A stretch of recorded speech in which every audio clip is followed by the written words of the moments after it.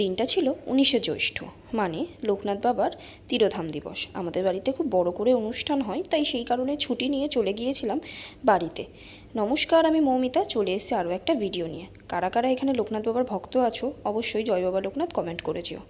তারপরেই বাড়ি গিয়ে লুচি টুচি ভেজে নিচ্ছিলাম ঠাকুরের ভোগের জন্য। আর তারপরেই আমি ধূপকাঠি নিয়ে গেছিলাম, সেটাকেই ধূপের জায়গাতে দিয়ে দিচ্ছিলাম। আর এই মালাটা আমার এক মামি বানিয়ে এনেছে, ভীষণ সুন্দর এই মালাটা। পুজো শুরু হয়ে গিয়েছিল, তারপরেই মন্ত্রপাঠ এবং পুষ্পাঞ্জলি।